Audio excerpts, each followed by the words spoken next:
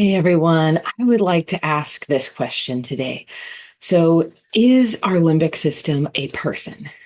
If you know anything about limbic impairment and neural retraining programs, some will teach us, or maybe it's just what is taught among other people, I'm not sure, to call our limbic system like a person or even name them or and say, Limbie did this, Limbie did that. And I'd like to challenge and just ask you, do you think it's actually a person?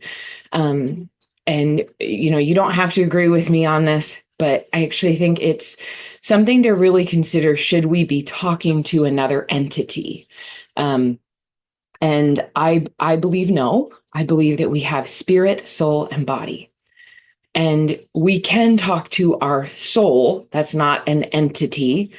And you could argue our limbic system is part of that. But when you name it and say, well, Limbie is a name, I would consider it not my limbic system, but Limbie, it's a name. People use it as a name, or some name it another name. That now it's we're kind of giving it power, and there are two spiritual realms. So I don't want us to be communicating with anything else. I don't want us to give an open opportunity, an open door for anything else. I'm not saying this in fear. I'm speaking in wisdom and what has really helped me. And I'm looking at, do we want to open the door? No, we don't. We are on guard, vigilant, sober-minded, because the enemy does prowl around like a roaring lion, toothless, but we get to stand our ground. And so I want us to look at, you have a spirit, like you are a spirit. Your spirit is one with the Holy Spirit. You have a soul, you live in a body. You can talk to your soul like, David, bless oh my soul, bless the Lord, right? Like, emotions, I can have emotions, but they're not going to rule me. So I'm going to be led from my spirit where there's life and peace, not from my flesh where there's death. So I'm not going to be led from my limbic system. Again, it's not Limbie, it's not Susie, it's my limbic system. I have one, that's okay.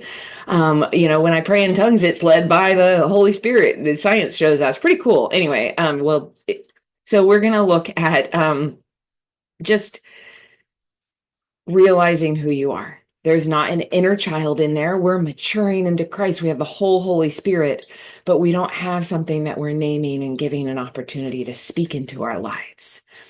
So I want to only give God the opportunity to speak into my life and other people led by God to speak into my life, but nothing else. And naming them gives them the opportunity and makes them more real. I am a new creation. The old is gone.